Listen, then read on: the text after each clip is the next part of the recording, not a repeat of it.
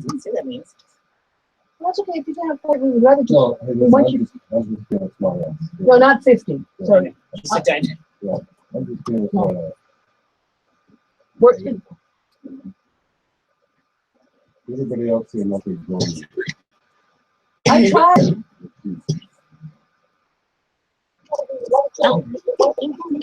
Hello. So, hi. Can you see people coming in? You have more light More like you. on you, so we can see you on the screen. Oh, okay. No, this'll pretty well set. Alrighty.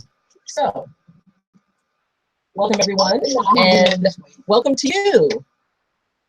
This is an extra bonus live stream this week, and I welcome everyone into the live stream. What we're doing is tonight I'm going to be doing a talk on really connecting with earth energies, with finding a connection with the world around us, the natural world around us. So this is happening at the headquarters of the Universal Church of the Masters, which I'm not only a proud reverend of, but I'm also the vice president of the board. So you guys are going to be able to sit in on this, and if you have any questions or comments, you can type them into the comments, and that way I can go ahead and address them. But remember, I wear glasses, so I'll have to squint. I may have to have somebody who to point out if a comment comes up. But welcome and welcome. Hey!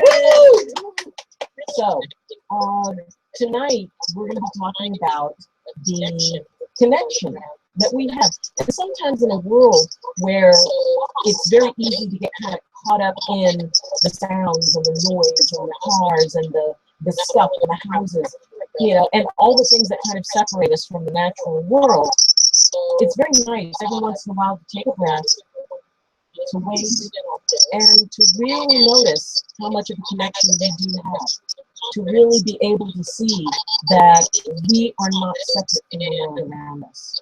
It lives within us. It supports us. It feeds us. We live because of it. And so tonight we're going to be talking about, first off, what is your connection? Where is that place that you find that quiet place? Because I talk to a lot of folks who honestly say, I don't know. I can't hear the trees the way some people can. Or, I don't sense nature spirits.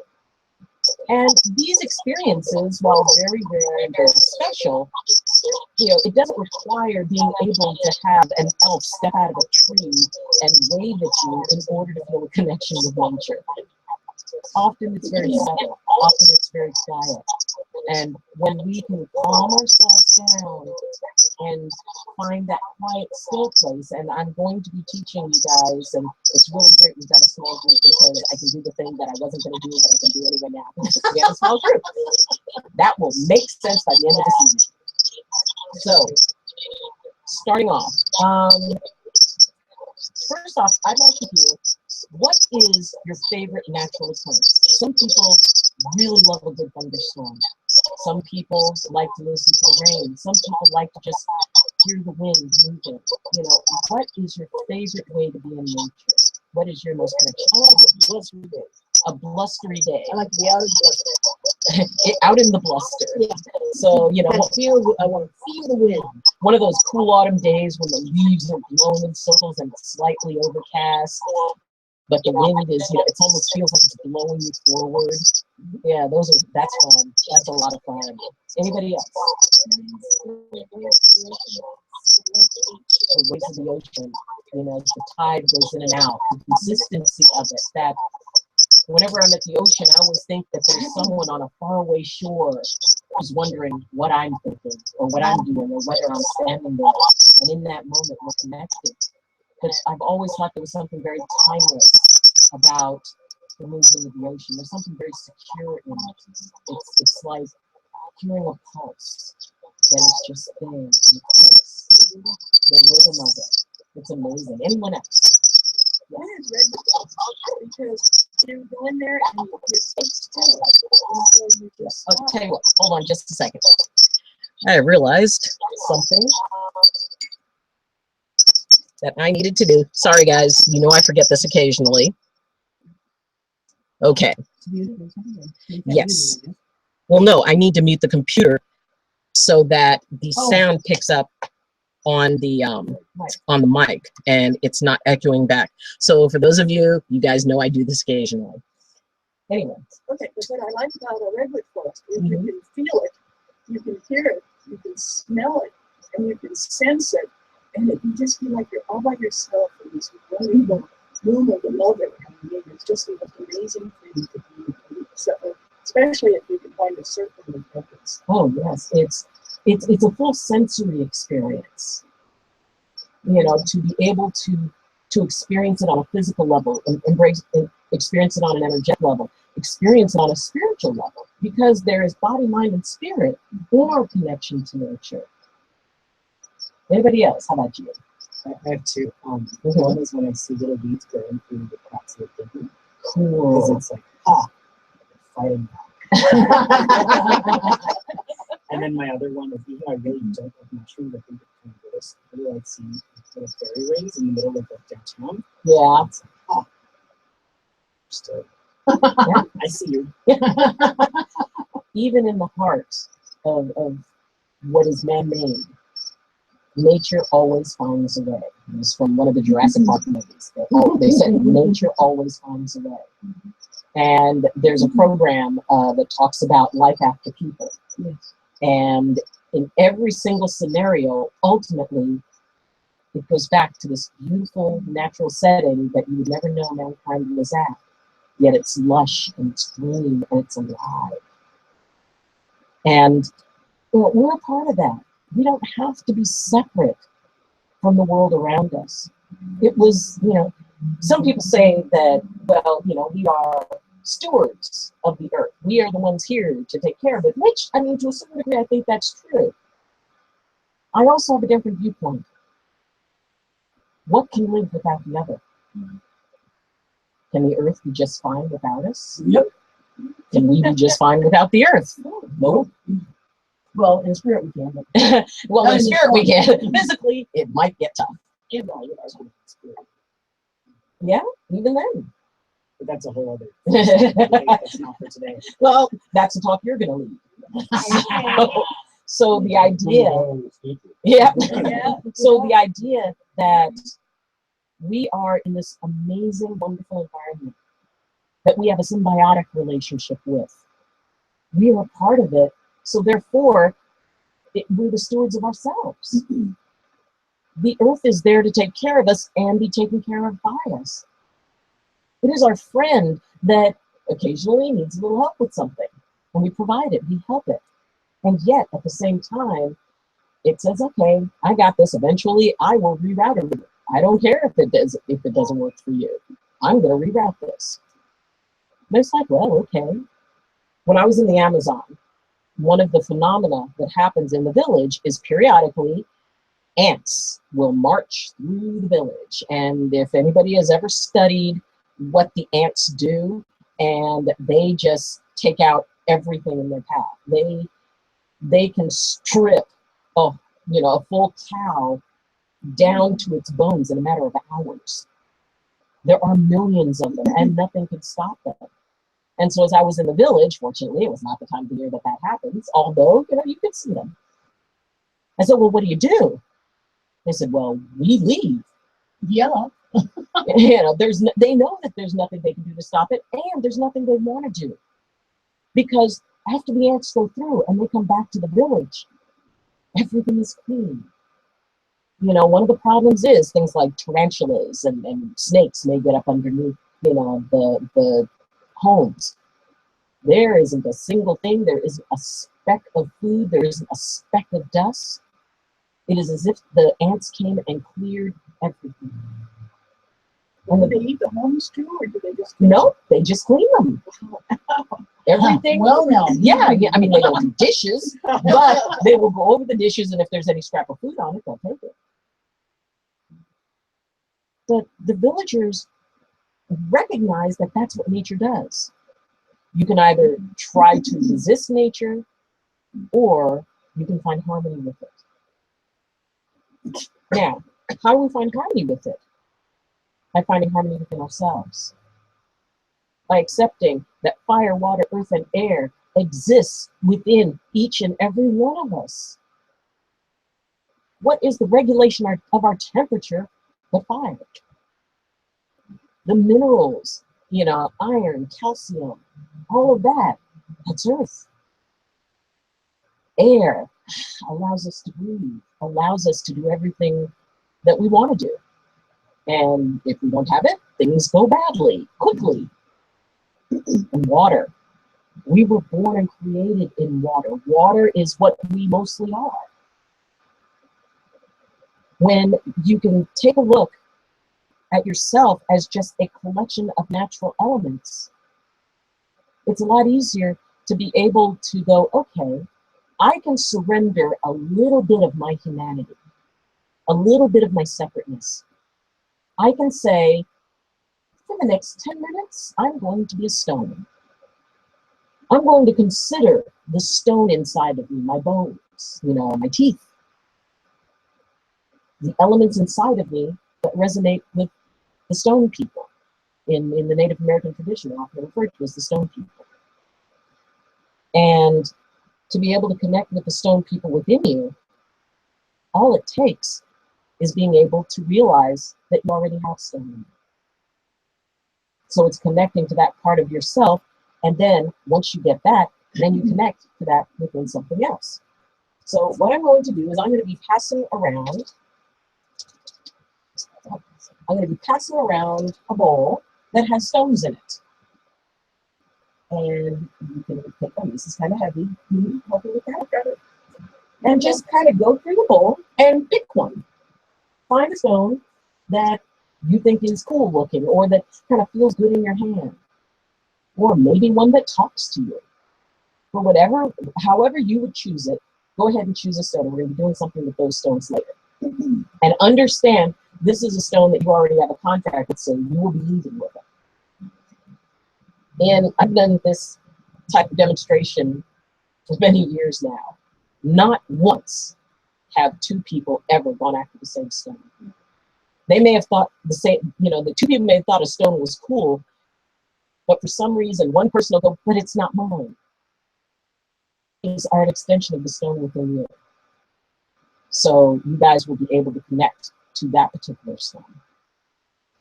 So we also have water, which is amazing and wonderful, and it nurtures us.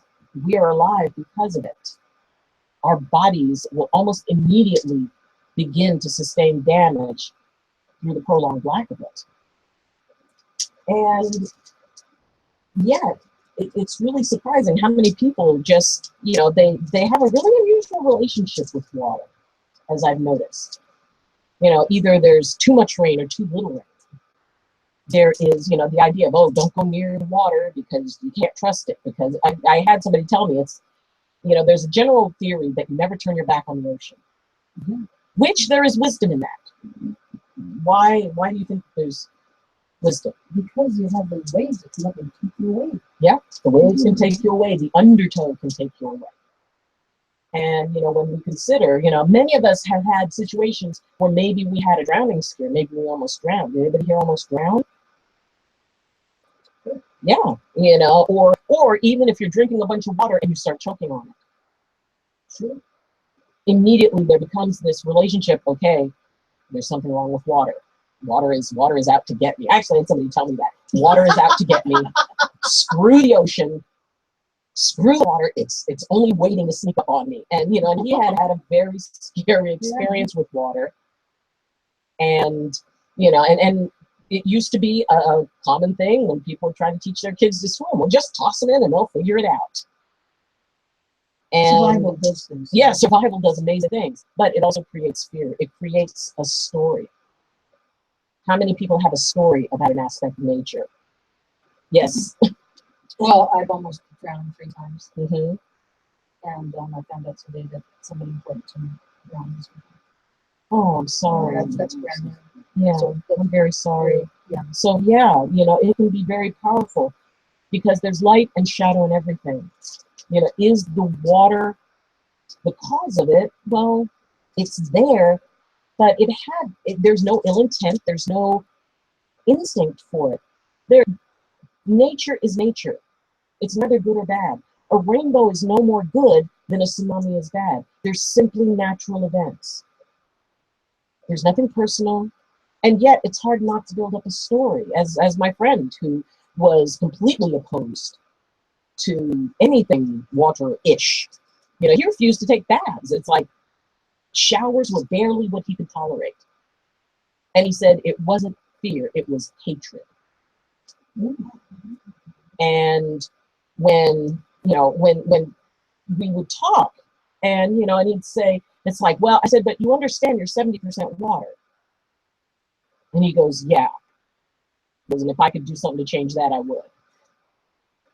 And so we had an interesting conversation about that. It's like, how do you feel about yourself?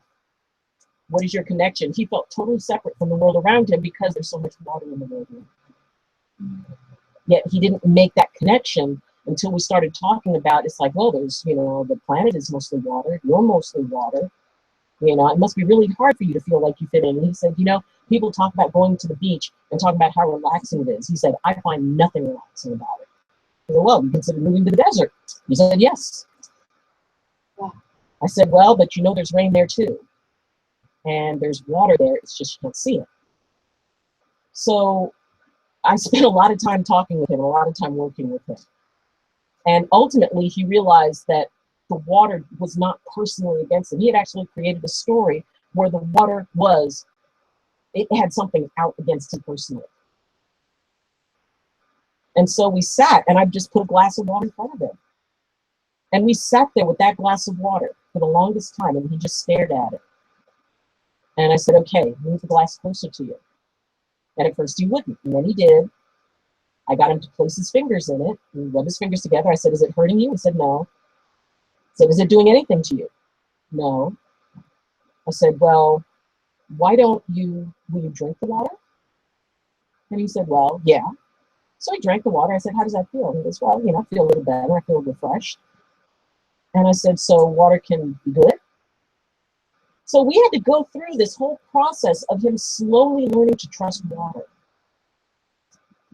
Ultimately, he was able to at least decide that it wasn't out after him. It wasn't out to get him. And, you know, because there were so many layers to this. And like nature, things take time.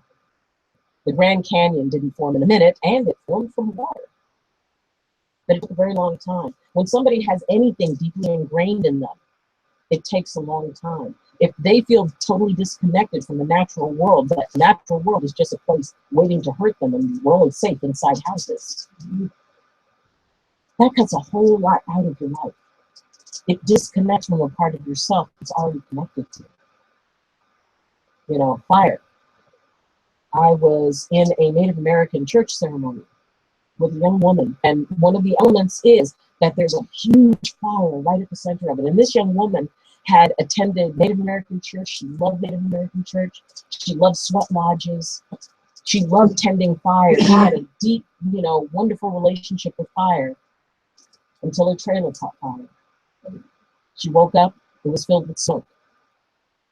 She was running, and in her confusion, she ran into the heart of the fire. She heard her child scream. The child was very badly burned. Her husband was trying to be able to get to them. And it took a very long time for her to physically heal.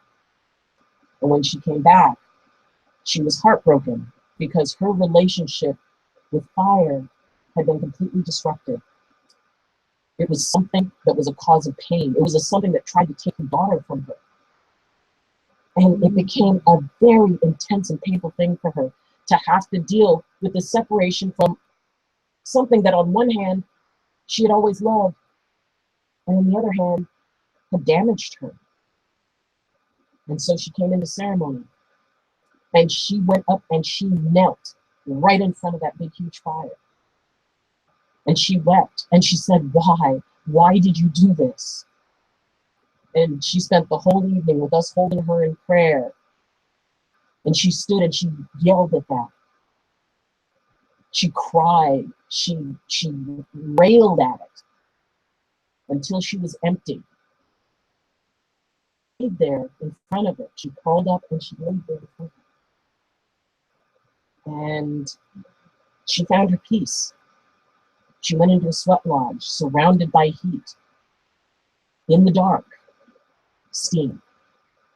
And she faced that because she would not give up her connection with what was a fundamental part of her, what she knew. She knew fire was a part of her. Air is fun. Air is, I had a wonderful experience with air. In 1 year, it suddenly came to me, guess what? You're going to be tested in all of the elements. And I thought, really? It was like, yeah.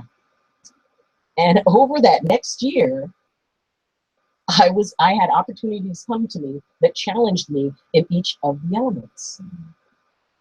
I went to a sweat lodge, and it turned out the fire tender didn't show up. So I had to tend fire. I had no equipment. I had no gloves. And we were burning manzanita, which burns hot. And I was out there by myself, tending fire. And I spoke to grandfather, and you know, for those of you who are not a part of the tradition, you refer to grandfather as fire, or fire as grandfather. It's like, grandfather, you're gonna have to help me. I know you need to burn hot in order to do what you need to do to take care of the people inside. And I have to handle you without the equipment that I normally would have. And I felt this connection, and it just said, breathe. And so when I needed to move a log, I'd take a breath, and as I exhaled, I'd reach in, take the log, move it. I was told, work slowly, don't rush. Be at peace, you won't get burned. And I worked that entire sweat lodge and never once stopped burning.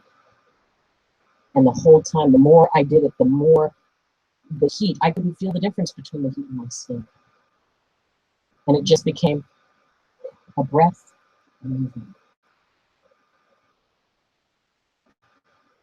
And I loved it.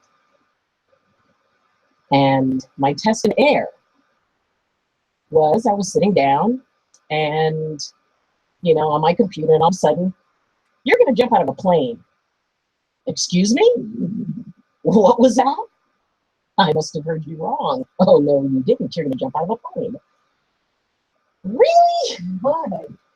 Fling myself out of a perfectly functioning aircraft. So I found myself looking, it's like, okay, I can go there. Oh, look, I can get a Groupon to plummet to my death. Great. I can plummet to my death for less. Wow. But I trusted. That was my test in air. So with my youngest son, I didn't tell anybody about it until, actually most people I didn't tell till afterwards. Whereupon in Facebook, they're like, you just did what? I told my sons that day that their mother was going to jump out of a plane. My oldest son looked at me and said, this is a spirit thing, isn't it? I was like, yeah.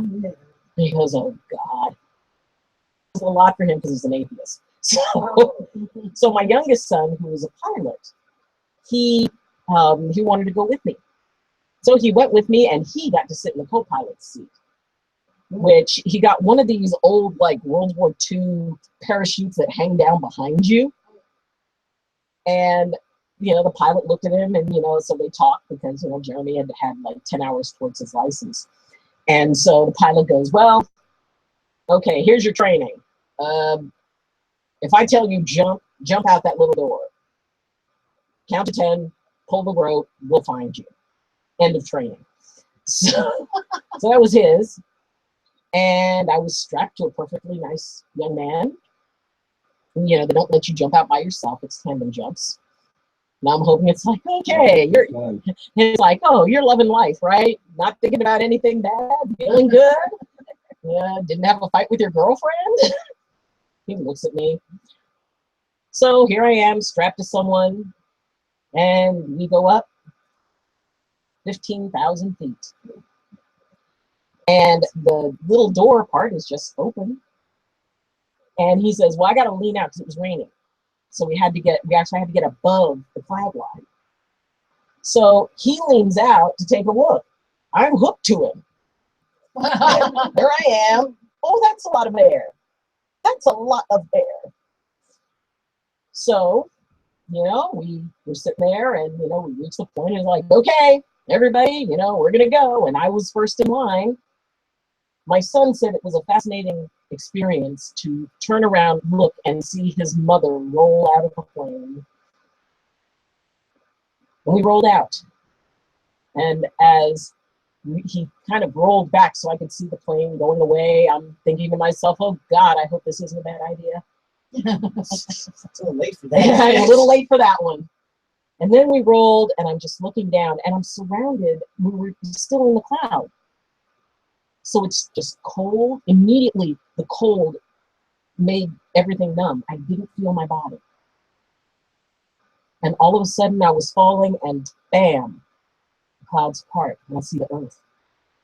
I'd never seen the earth from that perspective. And you're just there. And it's, other than the rushing of the wind, you can't really hear anything. And my partner, he's tapping me on the shoulder. And, he kind of puts his hand in front of me and goes like this. And so I go like this. Later on, he explained that in all the time he's done this, he's never had someone do that and not make a sound. So he thought I fainted. But I was experiencing air. It was all around me, and I didn't feel any difference between me and it. And then it was raining. We were falling at the rate of the raindrops, and I realized I was looking at the earth through the eyes of a raindrop. That's what the earth looks like to a raindrop. And as the earth got closer and closer and closer, and suddenly the chute opens, and we kind of go up, and then we're just floating above it. Before that chute opened, there was no fear. I couldn't really separate myself from the air around me. It was like, in a way, I felt nothing and everything. That was my test in air. My test in water was, some of you may have heard of Watsu. Watsu is probably one of the best things to ever hit this planet. It's a massage inside of a pool that is heated up to body temperature. It has a high mineral content, so you kind of float. And the person takes you and they stretch your body slowly. And they may hold onto your head and just start going like this, and your whole body just starts to slip back and forth. And it's just floating. And it's amazing and it's wonderful. And when I experienced it, it actually was up at a place called Harbin Hot Springs. And there was, and which is clothing optional, and most people don't choose that option, which was a whole new thing for me to experience. But there's a freedom there. And being there and accepting not only the bodies around me, but my own body didn't mean anything. And being in the water, it was just wonderful. And so a woman, I did a chiropractic adjustment, and she said, well, let me give you a Watsu treatment. So we're up at, early in the morning, the sun was just coming out. There's this beautiful little heart-shaped pool, and it was filled with mineral water. It's nice and warm.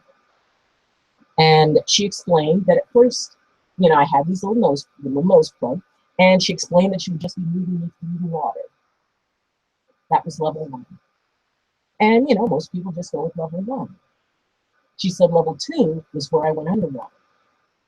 But you don't hold your breath. They watch, and they see you, how you breathe, and you're supposed to just breathe in and out. And then at the height of your inhale, they take you underwater, and you just let the air out slowly. They move you, and then just as that air ends, they bring you up just so that your face comes up above the water. The first time she did this, it was like, okay, this is a little weird. But after that, there was something very amazing that happened.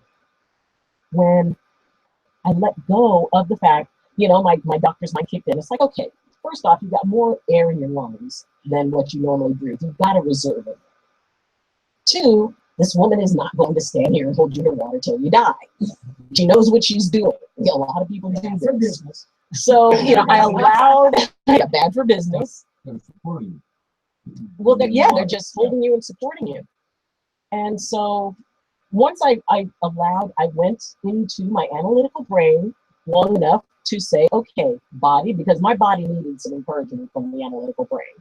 It's like, okay, you're going to be fine. You're going to be okay. Nothing's going to happen. The pool is not so deep that if worst case scenario, you can stand up. It's like, oh, yeah, okay. So once my body was able to feel safe, I was able to just kind of go into it. And she had told me before we started, she said there was a third level to it, which you normally never do with anyone who has not had the experience. And it's called the water dance. The water dance is where she rolls with you. You are both underwater.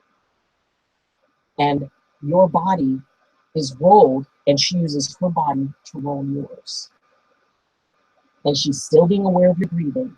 She's still being aware of where you are in the breath, if your body even tightens a little bit or whatever. But it's called the water dance, and it goes more into a spiritual aspect of healing. So, she had taken me under a few times, and it actually became, I really forgot about my breathing. The breathing just, it's like it went in, it went out. And I knew when I reached the end of that breath, there'd be like a split second of nothing. And then I'd be brought up again. And it wasn't, it was just like, and then she'd have me on the surface.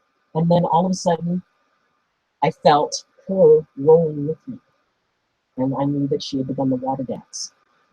In that moment,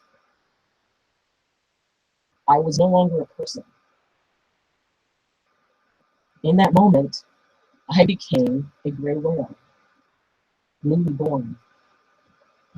I could feel myself. I could feel my fins. And what I felt was my mother moving me up to the surface so that I could take a breath and then back down into the water. And this went on, I have no idea how long this went on. But it was an amazing, magical point. I could hear the sound of other whales around me. In that moment, my reality was that I was a newborn whale, learning both to breathe and the beauty of the world that I would spend my existence in.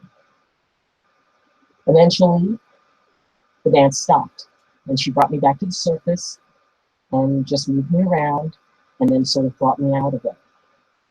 And it was so amazing because when I was young, I used to have a very strong fear of the water. And then at that point, it was like, no, it's, I spent the whole rest of the day feeling the water inside of me, feeling my cells filled with it. I would drink water and it would be like I had never experienced like feeling water going into my body, which was awesome and beautiful. My test in Earth was interesting because that was the one I almost tested out of. I went back up to, I'd gone to a mystery school up above Columbia, California. And it was way, way up in there. And I went there with a few friends, two that, we were showing for the first time, and another who had attended the school with me. And so we're walking along, and I'm thinking, it's like, okay, I know my test in Earth is here. So what is it? Am I have to like climb over a tree, climb a tree, what? And all I got was, it's okay. You tested in that. Look down. And I looked down and I saw something that was it was like it was glowing. And it was a beautiful quartz, the size of an egg. And it looked like an egg. And yet when the sun hit it, it glowed bright orange. And I'd never seen something that just came out of the ground that was basically fully formed. I mean, it was rounded. And it's like, okay, that's it. And that completed my tests and deadlines. And does that mean that everybody has to go through something like that in order to be able to connect? Absolutely not. I wouldn't even recommend it necessarily. But do you need to be able to quiet yourself enough to step out of your humanity? In fire, I had to become an aspect of the fire. I had to connect with the fire itself so that I was one with it. And one with the air, I became one with. Apparently, the earth I was already one with. We can suspend that which separates us just long enough to be able to hear, to be able to sit, to be able to sense it, to be able to open the doorway saying, I am a part of all of this. To stand and look into the night sky, at the stars, at the universe, and say, I'm a part of that. That's me. We are made of the stuff of stars. That's been proven scientifically. We have within our bodies the same things that are found in the stars. You know, people look and, you know, you see shooting stars and make a wish. A piece of you flying through the universe. It wasn't until my niece fell in love with and married a young man from Ghana that my final test was brought to me. Then my final test of the elements, so I've still got plenty of other tests, but the test of the stars, the Star Nation. And I wasn't even there for most of it. My nephew came one day to reading drumming circles. My nephew came, and he was very excited, and you know, and being from another country means that when he gets wired up or upset or excited, he reverts to his language. And so English becomes very difficult for him. And so he came running in, and he looked at me, and he was waving his arms, and I'm like, what? What is it? And he looked, whoosh, boom, for you. Yeah. And it's like, whoosh, boom, for me?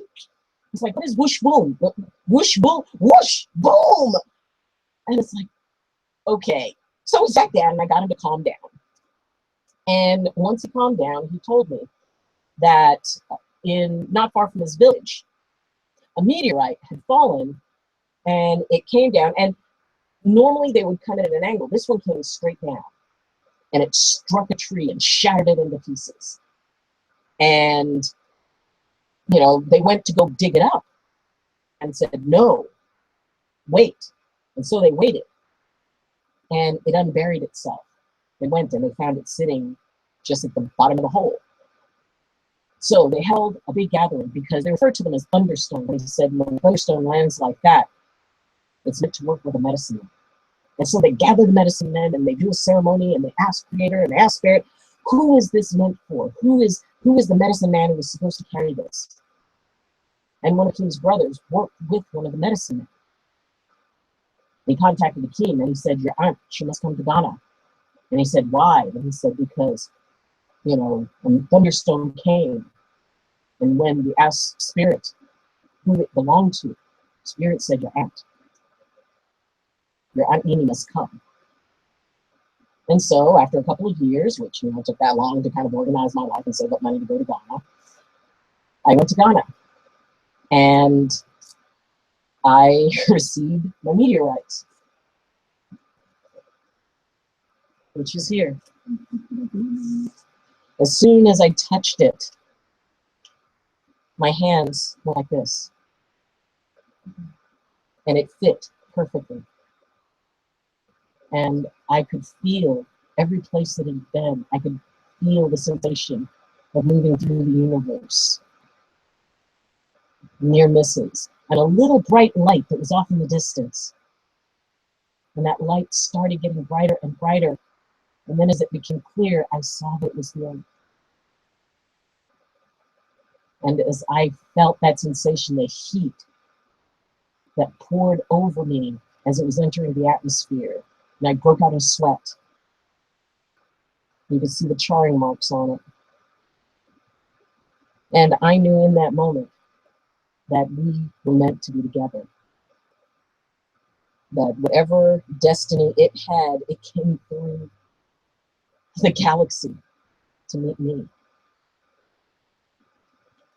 This thing funny about Leo, like she said, feel like you're walking in, if you can feel it's like a UFO. Yeah. Well, and with him, it's interesting because some people say, wow, it's heavier than I thought it would be. Others say, wow, it's lighter than I thought it would be. Some hold it and feel like a little vibration. Others hold it and say that, you know, it just seems to not quite be one shape, almost as if it feels soft or that it's kind of pliable. So each person, you will each have a chance to experience touching him. And he agreed for a time when he first came into my field. He agreed for a time that others would touch him. And he said, I will tell you when I'm to be touched by no one but you. And I thought, okay. And he hasn't told me that yet, so he's still up for it. But that is, you know, what lies outside of our world is an aspect of nature. So as you think about what your place in nature is, start with that favorite place. Start with the place where you go when you meditate. Somebody leads you on a guided meditation and says, you see yourself in some sort of natural setting. Where is it that you go? Where do you think of? Where do you automatically get pulled to? What is the element that pulls you most? Maybe it is fire. Maybe, you know, you have a past life in the Hawaiian kahuna tradition. Maybe there was a part of you in one life where, you know, you lived maybe at the base of a volcano. And you see the power and beauty of it. You see land erupting from under the ocean, becoming brand new land as a result of a volcanic eruption. Light and shadow, birth and destruction, and rebirth. It's all in nature. It's all of what we are. Everything exists along a timeline. Everything in nature passes from this life, and yet there is renewal. I think we can all remember Mount St. Helens. When that blew, remember the pictures that they showed?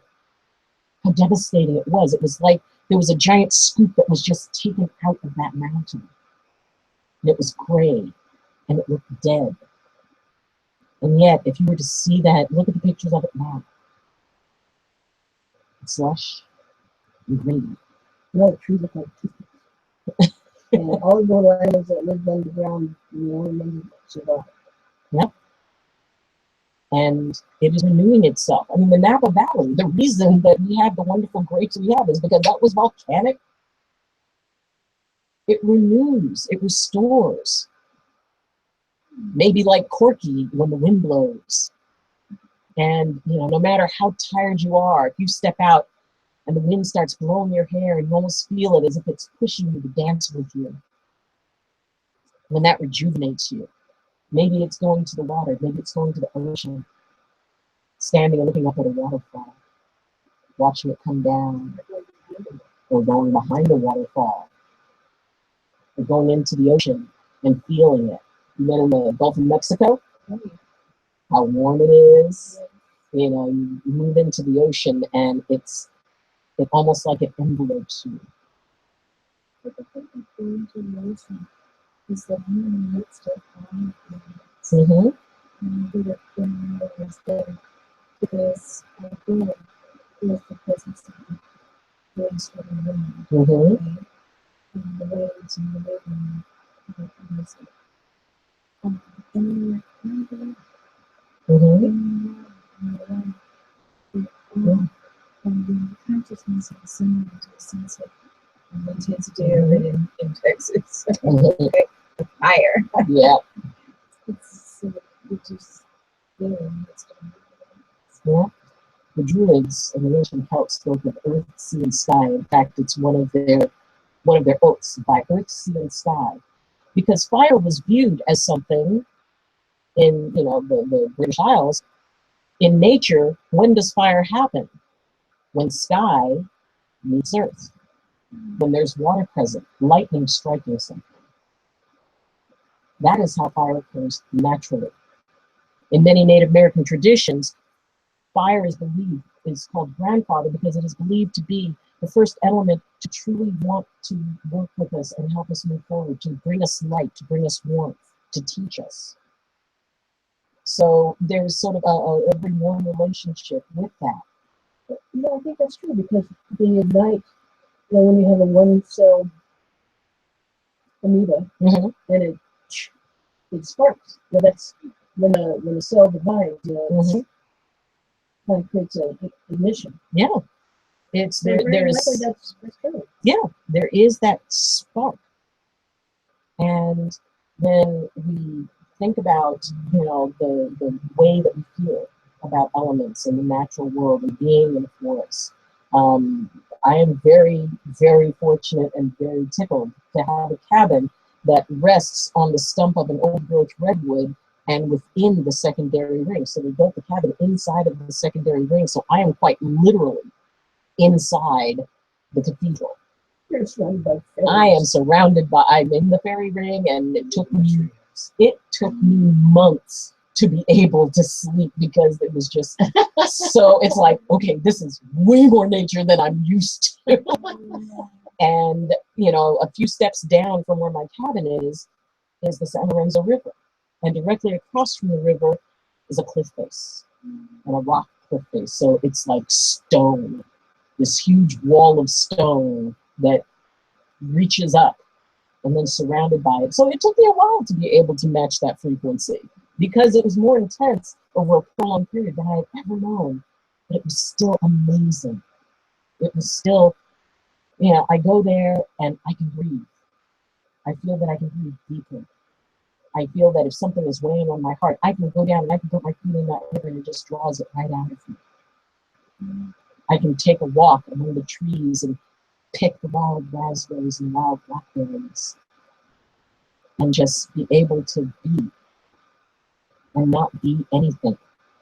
And being a part of nature is simply to be.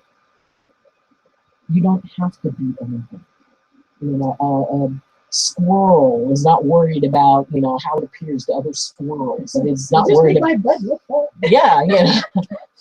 It's not worried about its place in the universe. It's not worried about how many nuts it's got stored. It just is a squirrel. And it enjoys being a squirrel. It does its squirrel thing.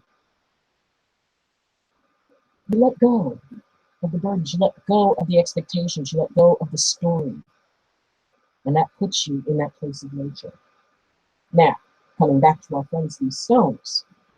Stones are the best teachers for the basics of learning how to connect. Because what they teach better than anything else is stillness. They teach us to be quiet. They teach us to find the tiniest little voice, the tiniest little spark, and not go trying to rush for it, not trying to dig it out, not trying to make it louder, but simply being and letting it grow. So what we're going to do is we're going to start over here with Bonnie and tell me about your stone.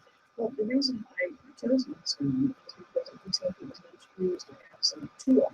And I get a feeling that this stone was not only used to do some scraping on skins, but it was also used as a projectile. So it has had a marvelous lifetime. And it is very content to be still. Stones are awesome. Okay.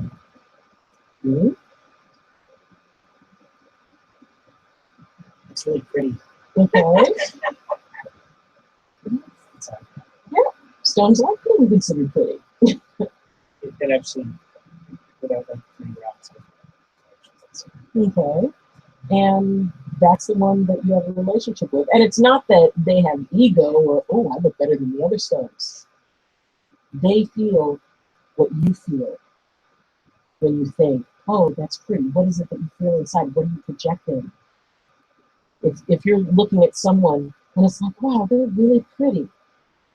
Even if you never say it, that person's going to feel that affection, feel that softness, feel that appreciation. Yeah. Why did you pick your stone? I don't know. It's kind of nice stuff.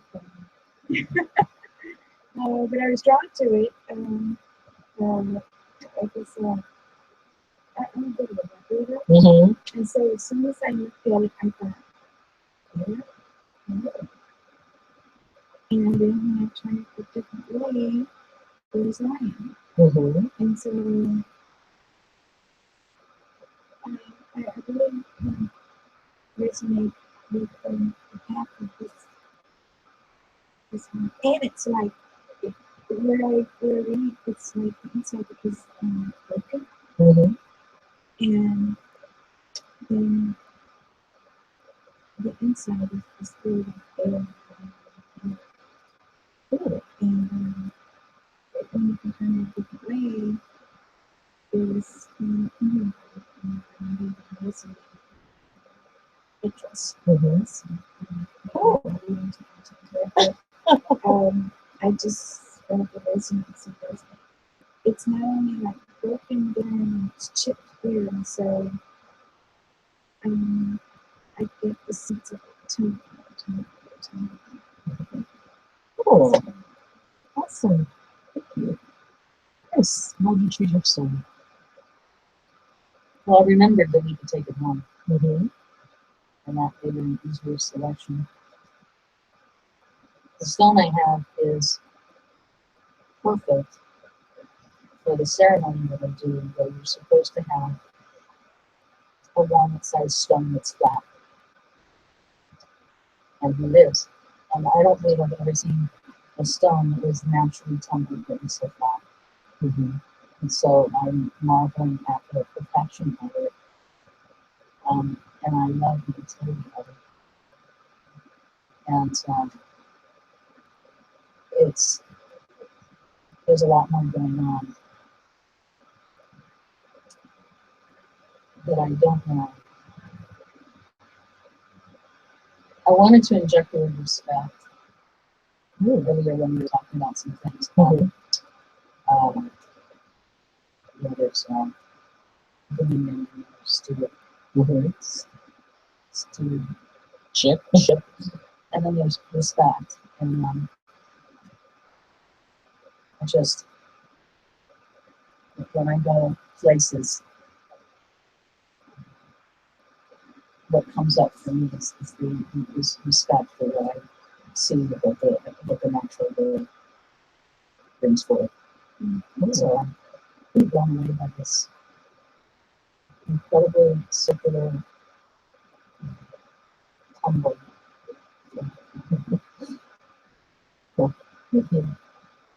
Robin. Well, I actually saw it as it was going by, and I just immediately saw that one. But so when the basket came by, I did look at other ones, but I was drawn to this immediately. And first of all, it's warmer than anything else. It has a heat to it. It's also it's multicolored. You can't tell if it's black or green or pink or there's multicolors in it. But what's really interesting too is it's very soft around the edges, but there are so many divots and cracks in it that it just feels like there are so many facets of that as well. So I'm looking at this as though something, it's more a representation of all the divots that we get. Mm-hmm. And still it is this beautiful thing, and it's soft, and it makes it more interesting and more complex. It's not one-dimensional. Mm-hmm. And it's just everywhere I turn it, the light is hitting it differently, and the shadows are hitting it differently, and I'm seeing faces in it, and I'm seeing silhouettes, and it's not just a rock. It's many things, and nothing simple about it. Yeah. Complex at the same time, and yet it is. And the stones have no story. They just have. They don't hold any stories, but they witness. Quirky, why'd you choose your stone? Well, so it's either, it looks like it's folded, so it looks like it might have been an earthquake or shooting out of a volcanic situation. Mm-hmm. But it actually looks like a turtle. And in the world, the world is on the back of the It's a turtle. great turtle, yes. Yeah, so it's like, oh, you got a lot of work to do. Or it's a beetle and it will never die. Ah, Of course, it's a rock, so it's not going to die anyway. So, well, true. Mike, why'd you choose your stone? Classic ignorance, rock formation from the natural world, Mm-hmm. well rounded by geography and geology. Ah, History. and yet that particular one spoke to you. Well, I like ignorance because you can write it back. Now, I do notice that hey, Nice. guys, now we do have some comments, so we're going to go over here. Hi, Monica. Being in nature renews my spirit and takes away the depression that I feel when I've been enclosed with all of these gadgets that make our lives easier. Or do they? Where is the balance? And Monica's place is an ocean and white sands is where I see myself when I meditate. Yes. It's like, hey, Hawaii, that's cool. But that makes sense to you. yeah, or White Sands. Is it White Sands, New Mexico, Monica? So, Can I share a story? yes, It's not my story. absolutely.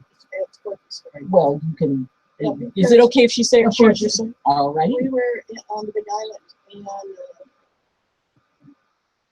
tornado was erupting. Mm-hmm. And we had a perfectly nice hotel down the way. And Quirky went and looked at that. And I said, we can get another room right here, so you can be there. Because we were at the volcano house. we were at the volcano. Oh, wow. And so she stood and watched that volcano. The next morning, as soon as the sun came up, she had always wished she could step on land. Oh, wow. And I said, this is your chance. That's a good thing. And so Yeah. she got her bottle of water and her tennies, and off she went. She was not on that volcano. And she stepped in some lava that was just forming. And I was completely Oh yeah, we went to the store and just got some chips. But because we go camping, Mm-hmm. and I ran out into the woods there. I wonder if anybody stepped here. I wonder if anybody stepped here. I wonder if it's here or here.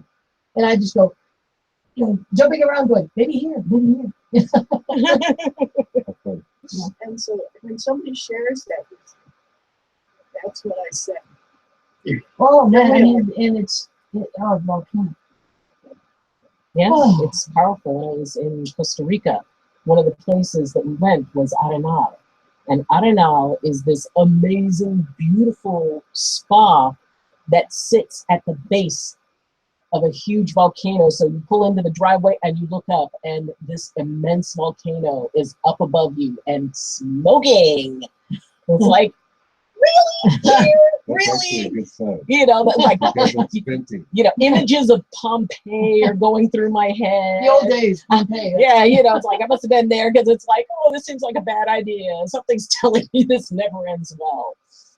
But they had pools, and the lower pools there were like 12 pools. The lowest one was the coolest one, and I mean, they're still like just below body temperature. But then the pools moved up, and they were sort of in this pattern, and they kind of spiraled up to the very top where the water was hot, and I mean hot. And all the water there and the water for the hotel were all heated by the volcano. And it was amazing feeling that water coming down, and it's touching you, and the heat of it, and it is the heat of the mountain itself, the volcano itself. And it's like, whoa, this is cool. And Arenal is an amazing place. So if you ever go to Costa Rica, that was, oh yeah, richer for your skin. Oh, it was a health spa, it was a healing spa, and That's good. you know, that was the first time I ever saw like a bar right in the center of a pool. So it's like, oh my God, you swim to the bar. That's cool. But I also have that in mind because I don't know if any of you have ever been in a real sandstorm. oh yes. And the sand starts to blow, and all of a sudden that's all you can hear because it just kind of breathes. And the sand comes through your windows and it comes through your house. And nothing stops it. And it takes all the heat off of that side of the car. Yeah. And when you're there, and when it finally stops, you find there's a lot of people going crazy. And yet for me, it was like, go Mother Earth. This is fantastic. As we're sweeping up all of that microscopic dust yeah. that's in that sand. Where were you? Palmdale? Lancaster. Lancaster, yeah, I had a feeling. Yeah. Yeah, And it's So- working and sand. And in the sand, of course, it's crystalline. it's fine, yeah. It's just, I mean, you never hear usually of a sandstorm except for great sandstorm. Oh yeah. It's so powerful. Lancaster, yeah. Yeah, we ran into a couple of those in Oklahoma. Yeah. That was fascinating. I mean, when we were in the car and it hits, and you know, my parents put us all, the four of us, under a blanket in the back of our 1963 Chevy Impala wagon. Yeah, the Chevy Impala wagon, pig iron, and It was heavy, oh, it was, that sucker was heavy. And you know, by the time it passed, you know, they pulled the blanket off us. We were covered in sand inside the car. It had gotten in for every crack and crevice. And when we got out of the car and we looked around, and it was like there were, you know, cars were as if a child had just kind of placed them. Nobody hit anyone. But, you know, when it hit, nobody could see anything. So everybody just kind of pulled where they hoped it was safe and prayed nothing would hit anything. No one hit anyone. But it was, all the cars were placed randomly and all covered in sand. And it was, I mean, it was so strange because, you know, here we are under a blanket and, you know, it's like, what's happening? What's going on? And we can hear it roaring around the car and we could feel the car moving. And like you said, it's a heavy car and it was moving. And then we get up and it's like, why is our car have sand in it?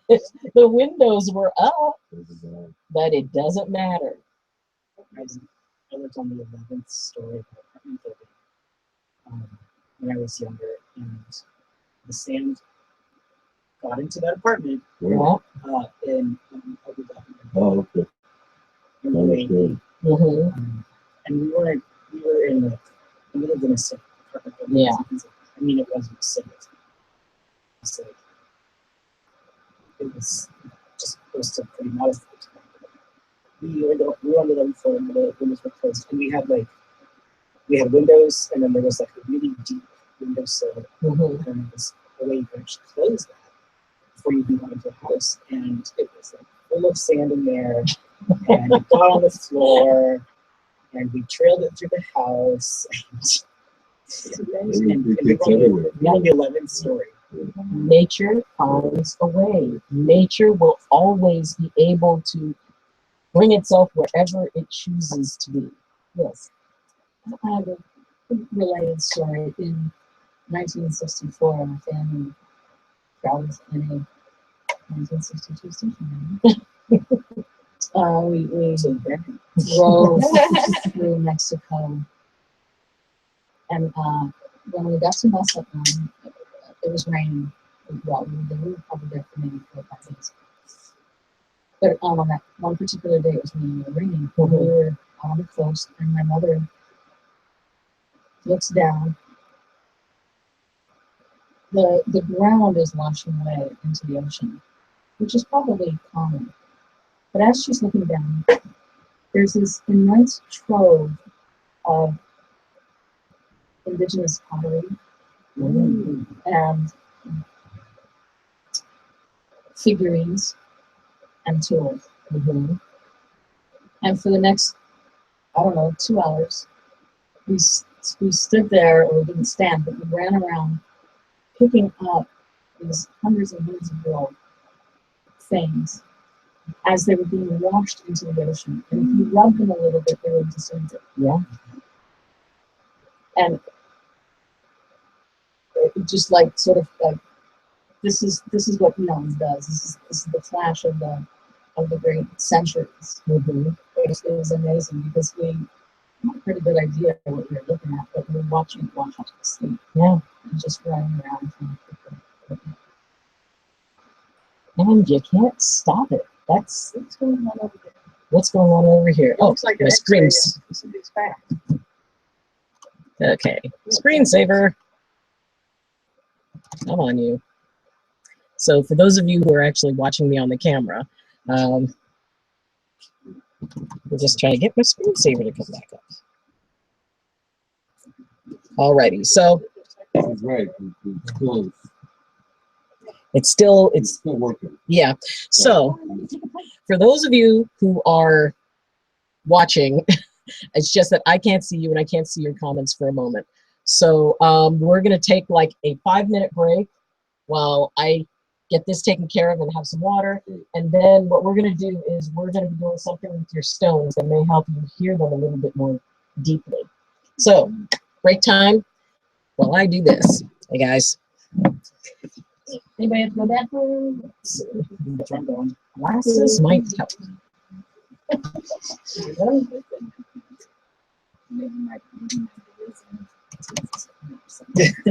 Probably.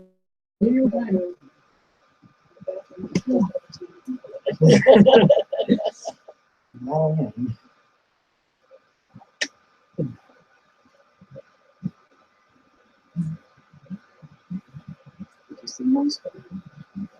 All right, you come on.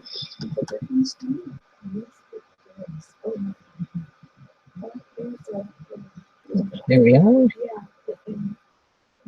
that's the first thing I saw.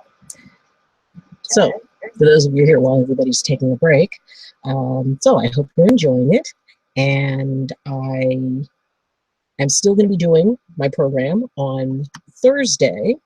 So this is just sort of an extra thing, and it's mostly just me trying to figure out if I can do the live stream while I'm doing, because there are times when I do talks, and there we are. There are times when I do talks, and I thought that I would really love to share it with you guys. So let's see, an ocean of white sands. Yes, and it is in Carmel, California. Hey, Monica. Deborah Winnett. Hey, Deborah. Love you. I hope you're having a great time, and I'm glad you're able to log in. Wonderful group and wonderful stories. I will definitely pass that along. And so we're taking a brief break. We're not going to be going for too terribly much longer, but the next part that I'm going to be doing is going to be working with a particular energetic practice that I started doing, where I'm actually going to connect. We've talked about the fact that there's spirit in all things. So what we're going to be doing is we're going to be connecting with that spirit. And yes, airy fairy warning, this is about to get deep, guys, but not too terribly. So, and any of you who are out there who have worked with me in this way, you know what's coming up. So for the rest of you, basically what I'm going to be doing is I'm going to be utilizing my energy to only issue was the voices were a little garbled. Oh, okay. Yeah, we'll definitely work on that. And whatever comments you have regarding, the reception or whatever, please, feel free to do that. So, or to express those, because we want to make this really, really good. And the best way to do that is finding out what isn't working. So anyway, I'm going to be connecting with the stones, and we're going to move from there to see if we can kind of wake them up a little bit. So you guys, this is actually the first time that this will ever have been done on film. So you're going to see something that I have never done on film before. So I hope I hope you enjoy it. So be with you shortly. What do we have going on June 30th in CCL? Oh no. I went into sex. Oh no no. Richard T. Oh, Say he's going to be doing He stuff about says- He said, it says also workshop on Sunday afternoon at CCL. oh no. He had asked me if that would be possible, so I told him that I would check with you guys to see what the schedule was. Okay, it's full slip on that. I sent him out. I sent him a note. I did that. Sorry to ruin your. No. They're just okay. So you guys, this is sort of the intermission hanging out. Thank you so much for sharing. I'm your friend, dog. I'm your friend today. You got my back. That's a piece of it. Well, I've already sent a message. I didn't. It's fine. Quickie. Yeah. It's fine. But if he wants to speak, he's more than welcome to do it. Oh, We don't have yeah. a speaker I yet. think he's planning on doing flower readings and. Yeah, I think that would probably be a good thing, and as long as he's in town. It could be a Richard Day. I'm just, It's my birthday, so I don't know if I'm going to be there. I'll let him know for myself. We usually go to Wyoming and like that. Ah. It'll be fun to finish up with that. All righty. Well, let's have everyone gather up again. Where's Blue? Oh, did he go to the restroom? Yeah. Oh. Okay. Back to nature, which means you're going to turn to chemicals. Huh?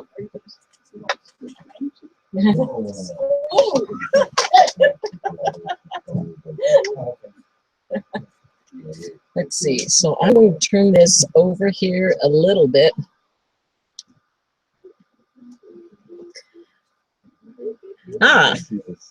Deborah Winnett says, hi, Mike, Dottie, Corky. We also have Gloria's here and Dean from the church and Chris Brown and Robin is here. So good. Oh, what are those comments? Oh, well, actually, this is on the live feed. These are folks who are watching. When I first saw it, it was only 2, and I was like, That's great. I'm glad. I'm glad. I'm so glad. I'm so glad. All righty. Glad. So we're going to move this over here because I'm going to need to, let's see, I think that I will still be in the camera here. So let me just make sure. It's usually like a few minutes. It's Yeah. like about a minute or so. There's a delay on it. Yeah. So, Well, all right, that should make so it fun. you guys hang out. Delay. Oh, I should close my As door. I said, this is something Excuse me, that, Melissa. oh, okay. Give you guys privacy for me. Privacy from you.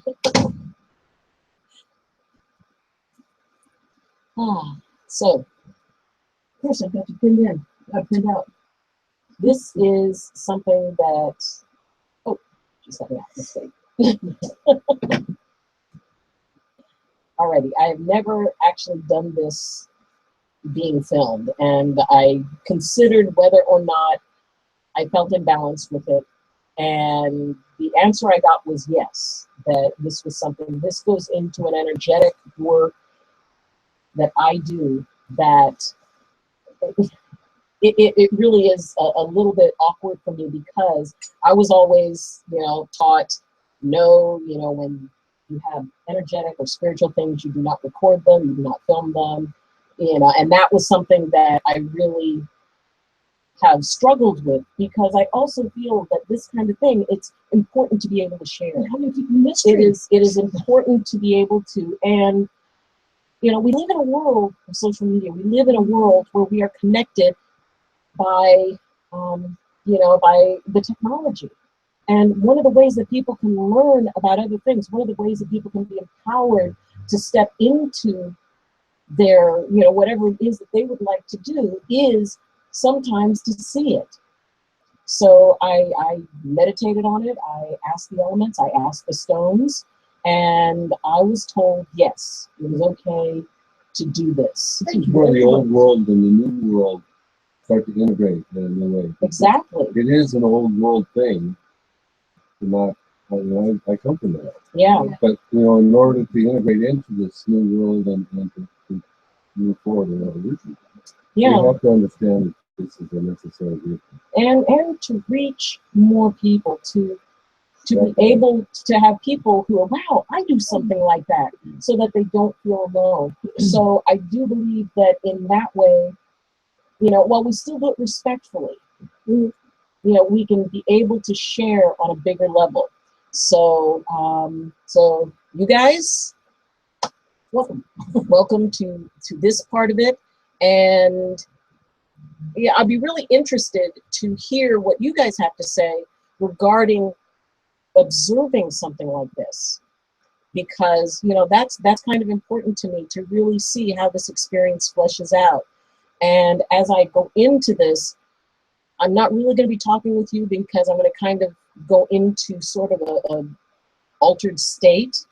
So just kind of hang out, and I welcome you to bear witness to this. Okay, cool. All righty. Daddy Nancy's.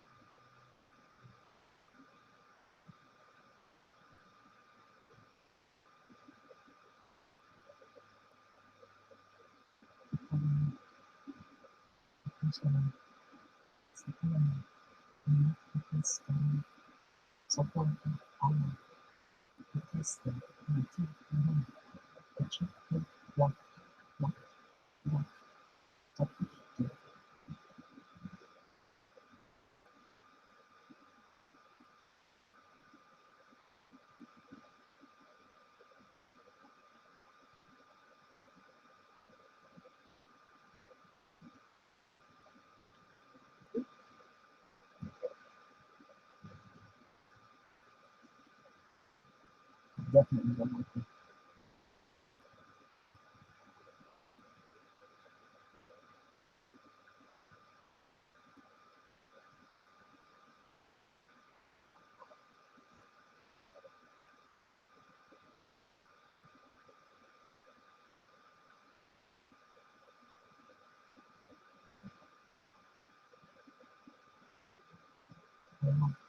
Ayleen, Sophia, Ayleen, Ike, Ayleen, Ishamas, Ayleen, Yahash, Walker, Ayleen, Ayleen, Ayleen, Ayleen, Ayleen, Ayleen.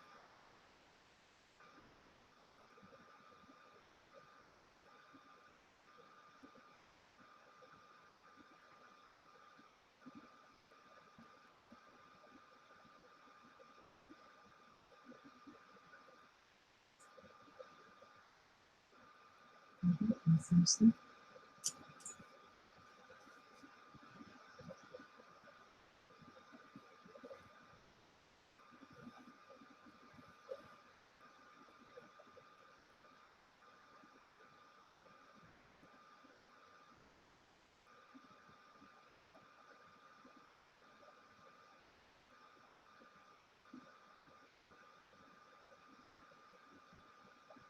Honestly, honestly, honestly, Sophia, Ayleen, Ayleen, Sophia, Ayleen, Makiashi, Sophia, Ayleen, Ayleen, Ayleen, Ayleen, accuracy.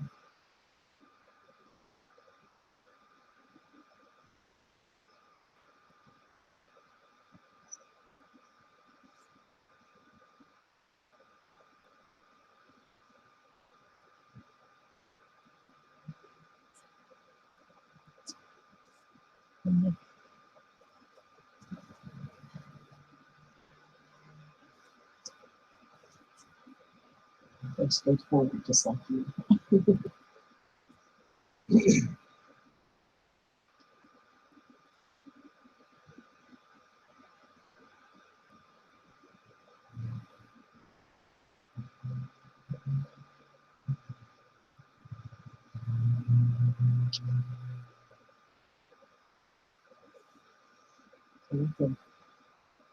Ayleen, Ayleen, yes, Ayleen,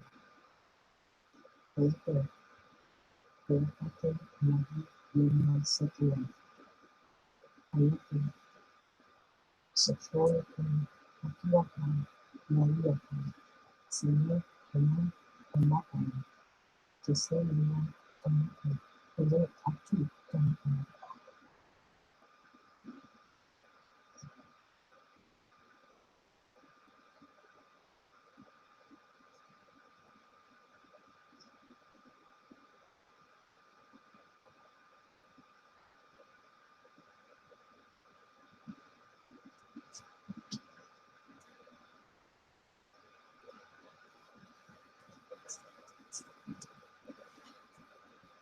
Okay.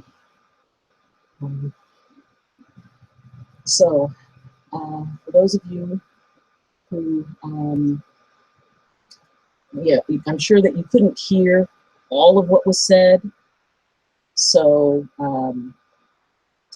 it is, yeah, there were words that I said that I don't know what they meant, and that's just kind of what comes out when I do this type of work. So, but thank you for bearing witness to that. And does anybody notice any difference in the stone? And that was a totally appropriate answer from before to after the work. I started dancing. I started dancing before it was taken. There was a woman who started taking all these things. And then you started talking to her. Started. You gave it back to me. Wakefield lighter. Yeah, dancing stones. You need to be home. There's a whole lot to it. So, yeah. Okay. Well, you feel Awkward. awkward. Like it knows something you don't? Yes. Pretty much. You end up filling my first date. It's been a long time. The deal's not over. But you want to stay there. Because you know there's more. Yes. Okay, and Monica, I'm really glad that, you know, you're able to share that. That answers your question along with other conversations you've listened to. So thank you. Thank you for that. Just like to share anything. I don't know that the stove was different. I feel different about the stove. And it seems a little older and a little more solid. It's a real relationship. Sort of similar to Dean's.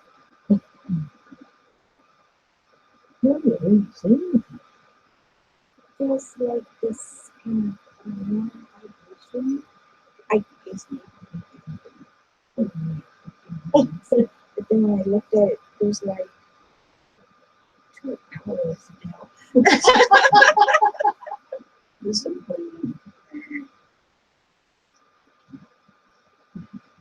I would say some calm has been good enough.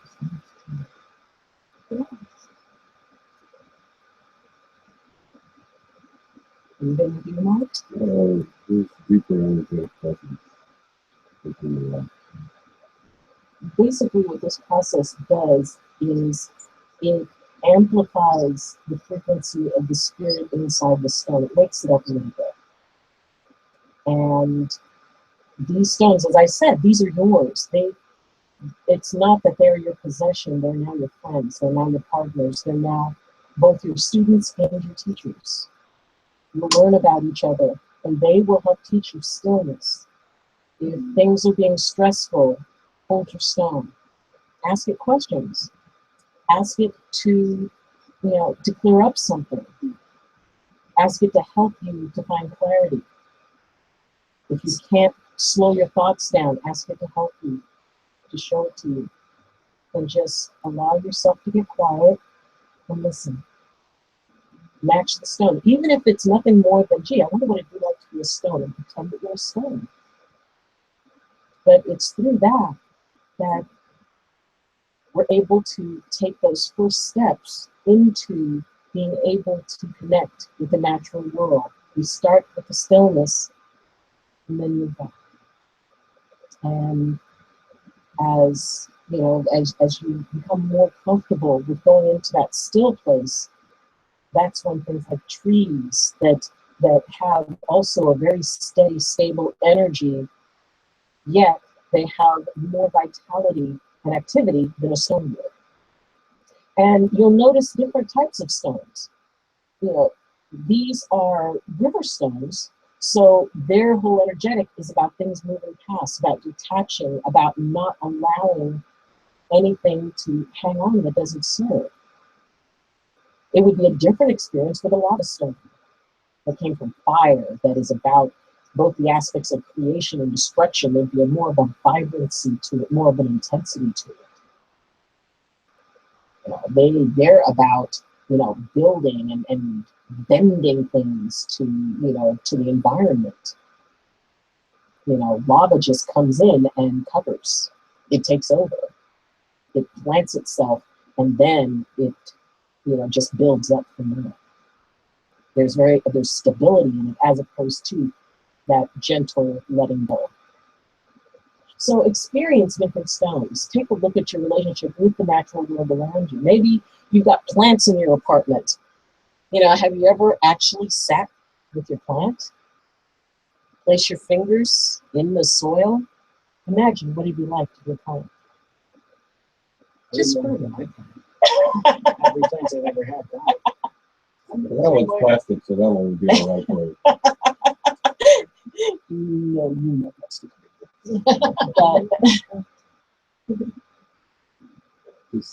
And I know it. I had somebody, my adopted mom.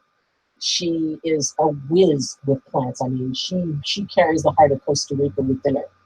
And she actually had someone say, well, can you take a look at my plant and see what you'd recommend? And she looked and she goes, I'd recommend dusting it. It's fake. And she said, well, are you sure you can't do anything? She goes, I'm good, but I'm not that good. So actually, there may be a reason for that. Plants, what they do is, they're very good at taking on energy. Anybody who has seen my office knows that I have a lot of plants in my office. because they contribute to the healing. They hold that space. They can draw stuff, you know, from people. And there are times when my plants have to get retired, that they can't deal with the energy anymore. And I have 4 plants that I have had for close to 11 years. And they're very good, they're very stable. But some of the other plants, you know, they can't take that much pressure.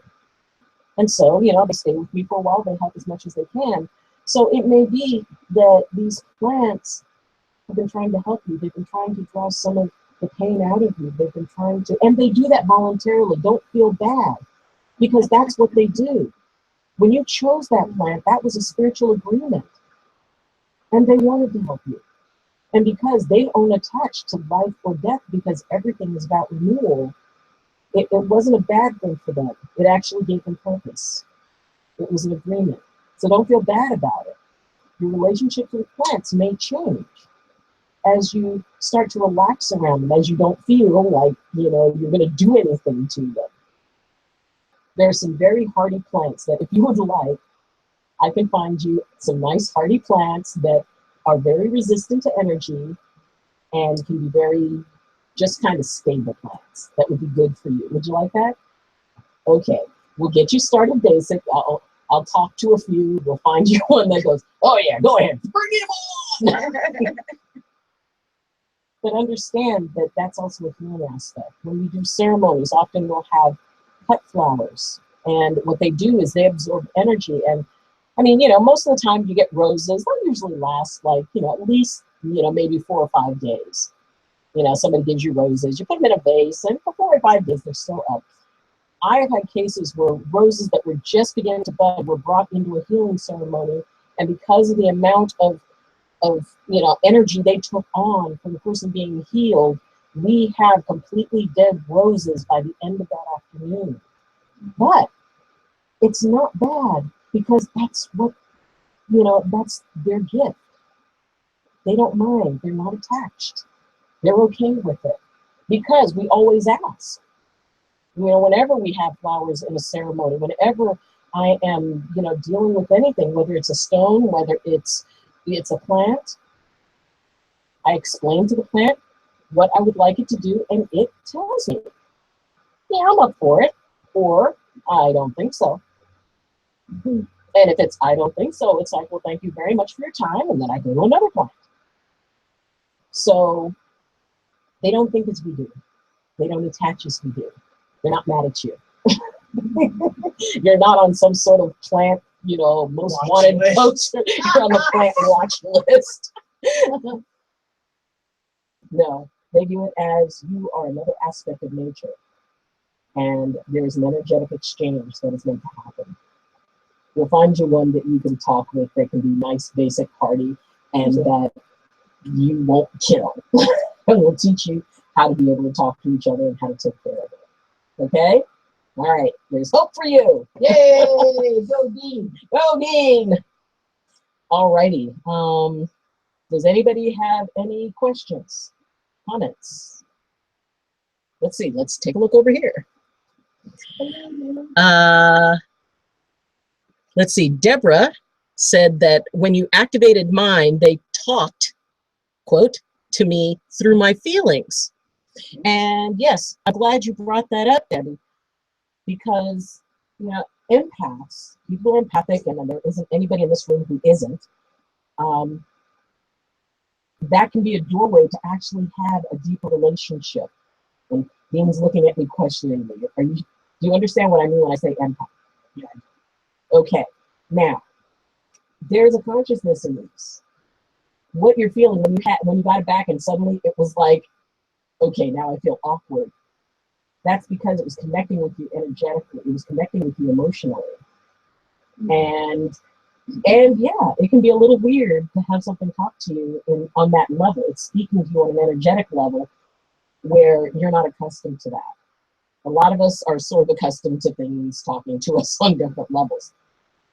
This is something that is still kind of new for you. And also, you're still kind of getting a handle on your own empathy. So, am I kind of right? I don't know. Yeah, that's okay. You don't have to. In fact, when you don't know, that's usually the best place to come from when you're learning something. You know, you can't pour something into a bowl that's full. So, you know, I know that this is a little bit different than a lot of the stuff that you've been exposed to, and I really, thumbs up, I applaud you. You are so plucky. You just, you know, you embrace all this new weirdness. You're plucky. You are. And you're adorable. But I really love how you take all this stuff that's very new and you just go, oh, okay. And you just kind of, yeah, look at that. So that's a very cool quality that you have. And I think you and the stone are going to become very good friends. You're not going to keep feeling awkward with it. It's just she sees you, and you're not accustomed to being seen. You now have something that sees you in a way that you haven't been seen before. It's a part of you, and that means that it sees all of what's inside. But that's okay. You can trust her with it. She's a stone. She's not going anywhere with it. And she'll comfort you. She'll give you help. If you're nervous about something, hold on to it. Listen to what she tells you. So, cool. Alrighty. Well, thank you. Thank you for joining us. Thank you for joining us. And this is going to be downloaded onto YouTube. Like I said, we will be back on Thursday for the regular program. And until then, as always, I wish you balance and I wish you blessings from my heart to yours. Good night, everyone. Thank you. Thank you. Nicely done. Yay! Woo!